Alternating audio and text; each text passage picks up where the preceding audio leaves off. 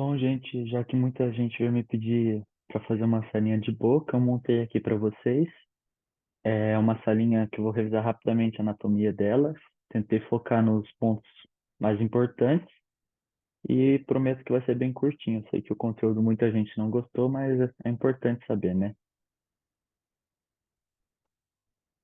Bom, vou começar falando aqui sobre a parte mais externa assim da boca, da cavidade oral, que são os lábios. Nos lábios, a gente tem as seguintes estruturas que são mais importantes de saber. Aqui a gente tem o tubérculo do lábio superior, aqui a gente tem o filtro do lábio superior e aqui a gente tem o sulco nasolabial. O sulco nasolabial também é o famoso bigode chinês. Outra estrutura aqui que não seja tão relevante, mas vou comentar, é o arco do cupido. É esse arcozinho que a gente tem no lábio superior. A gente também encontra aqui no lábio inferior o sulco mentolabial e a comissura labial. Aqui está como ângulo oral, mas isso aqui também pode ser chamado de comissura labial. Agora aqui eu trouxe uma vista lateral do crânio, mostrando a parte mais muscular. Por que que eu trouxe essa imagem? Para mostrar o tanto que os músculos da mímica facial estão relacionados com a boca, porque a maioria se insere aqui nos lábios. Então, aqui a gente tem alguns músculos que eu vou setar. Esse aqui é o orbicular da boca. A gente também tem o músculo depressor do ângulo da boca, a gente tem o músculo depressor do lábio inferior, a gente tem o zigomático menor, a gente tem zigomático maior, músculo levantador do lábio superior da asa do nariz. A gente também tem aqui atrászinho, ó, o músculo levantador do ângulo da boca. E aqui tem um músculo muito importante, o músculo bustinador. Qual a importância dele? Você tem que saber que o ducto parotídeo, que vem da glândula parotídea, ele vai perfurar esse músculo. E esse músculo burstinador, ele vai ser extremamente importante porque na hora que a gente está deglutindo algum alimento, ele vai estar empurrando esse alimento, comprimindo ele, para ele chegar nos dentes e ser partido em pedaços menores, né? E aqui a gente também tem o músculo masseter e o temporal. Aqui no canto superior, eu trouxe a imagem da bola adiposa de Bichat. Não sei se vocês já ouviram falar sobre o procedimento de bichectomia, que é retirada desse tecido adiposo, e quando a pessoa faz isso, ela fica meio que sem bochecha. Ou seja, é esse tecido adiposo que dá a nossa bochecha, né? Aquele aspecto fofinho, assim, da bochecha. Temos aqui também o ducto parotídeo, dá para ver, ó. Ele vem e perfura o bucinador, e esses dois vasos aqui são artéria e veia facial. Bom, aqui eu trouxe um pouquinho sobre os músculos da mastigação. Os músculos da mastigação são os seguintes, são quatro. São dois pterygoídeos, o temporal e o masseter. Então aqui é o pterygoídeo medial, pterygoídeo lateral, músculo temporal e o músculo masseter. Gente, parece que o bucinador faz parte, assim, quando você olha a imagem, mas ele não faz, então não se enganem nesse aspecto. São esses quatro. Pterygoídeo lateral, pterygoídeo medial, músculo masseter e o músculo temporal. Vindo aqui um pouco para frente, nós temos o palato duro, que é outra estrutura importante porque vai estar formando o teto da boca, ou o teto da cavidade oral. O palato duro, ele é composto pelo processo palatino da maxila e pela lâmina horizontal do osso palatino, que é mais posterior aqui. E a gente tem de estruturas importantes dois forames, por onde vão estar perfurando vasos e nervos. Aqui na frente é o forame incisivo, por onde entra o nervo nasopalatino, a artéria esfenopalatina e a veia esfenopalatina. E aqui a gente tem dois foramezinhos, que aqui não dá para ver direito nessa imagem, mas é o forame palatino menor e maior. Aqui vão passar os nervos e os vasos palatinos maiores e menores, conforme o próprio nome diz. No forame palatino maior vai estar entrando nervos e vasos palatinos maiores, e no menor vai estar entrando nervos e vasos palatinos menores. Pulando um pouquinho aqui, chegamos aqui em palato mole. O que é o palato mole? Ele é uma extensão do palato duro, só que é uma extensão muscular. E ele, junto com o palato duro, vai completar esse teto da cavidade oral. Nele, a gente encontra algumas estruturas musculares, que são essas aqui que eu coloquei. Tem o músculo uvular, que é a úvula, né? A gente tem o tensor do véu palatino, levantador do véu palatino, músculo palato-faríngeo e músculo palato-glosso. Eu trouxe uma imagem para ficar mais fácil de entender. Esse músculo aqui é a nossa úvula, o músculo uvular. Aqui a gente tem o palato faríngeo, que vai do palato mole até a faringe. Aqui a gente tem o levantador do véu palatino. E atrás dele, no caso um pouco mais anterior, aqui você pode ver, aqui é o levantador do véu palatino seccionado. Atrás dele, assim, no caso mais anterior em relação ao organismo, é um músculo tensor do véu palatino. E também teria o músculo palato-glosso, mas ele não dá para ver nessa imagem, mas só que mais para frente, quando eu estiver falando de língua, eu mostro para vocês. Bom, começando aqui a falar de língua, que na minha opinião é a parte que mais tem que saber dessa parte de boca. A língua é um órgão móvel, composto apenas por músculos, né? E ela se divide em dois terços, em duas porções. Tem um terço posterior e o terço anterior, os dois terços anteriores. E o que que divide a língua? Seria esse V lingual aqui, ó. Tá aqui sulco terminal, pode ser sulco terminal ou V lingual. Então daqui para trás é a raiz ou o terço posterior, daqui para frente é o corpo, que são os dois terços anteriores. Aqui, outra estrutura importante de saber é que nesse sulco terminal ou V-lingual a gente encontra o forame cego.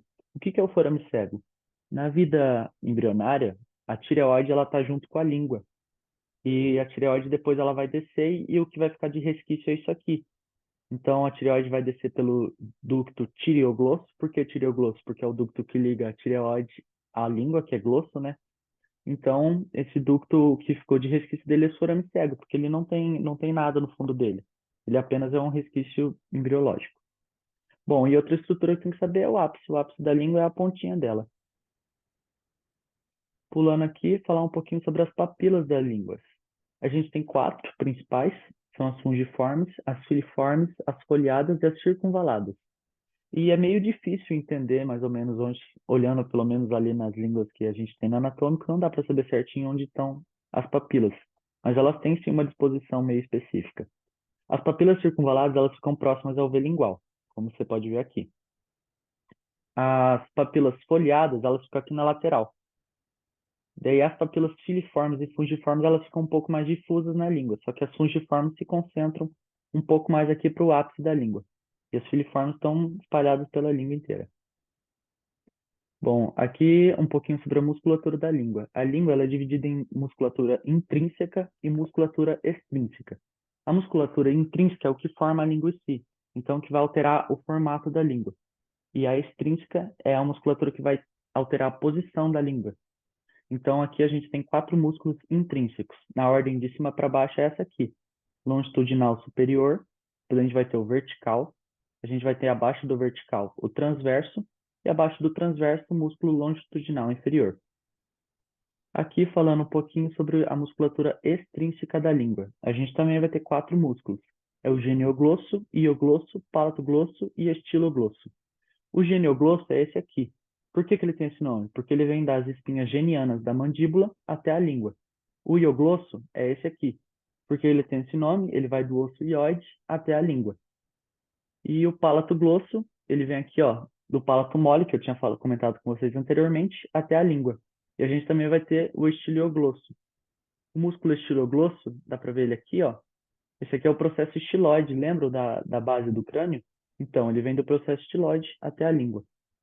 Agora um pouquinho sobre a vascularização da língua. Vou começar falando da parte arterial. Ela basicamente vem da artéria lingual. A artéria lingual ela é ramo da carótida externa. Aqui a gente tem a carótida comum, bifurcou, essa aqui é a carótida interna, essa aqui é a externa. Então a artéria lingual vem e ela vai emitir alguns ramos. Tem os ramos dorsais da língua, tem a artéria profunda da língua e a artéria sublingual. Em relação à parte venosa, é a mesma coisa. A gente vai ter as veias profundas da língua, as veias sublinguais e as veias dorsais da língua. E todas vão estar drenando para a jugular interna. Aqui um pouquinho sobre inervação. A inervação sensitiva da língua ela é dividida naqueles terços. Os dois terços anteriores vai ser uma e o terço posterior outra.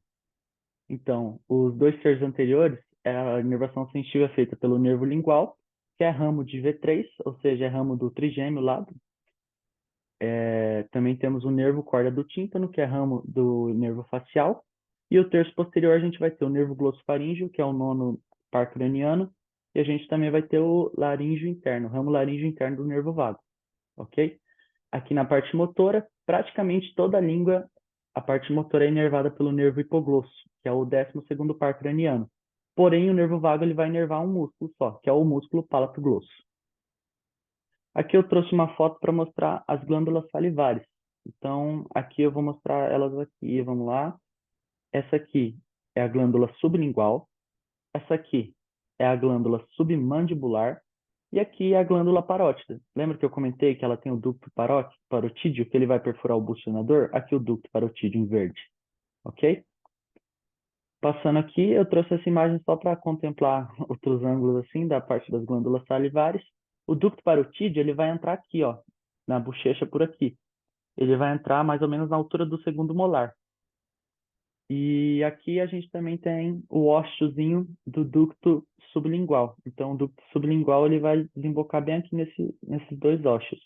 Esses vasos que a gente encontra aqui são as artérias e veias profundas da língua, que seriam, perdão, essas aqui, ó.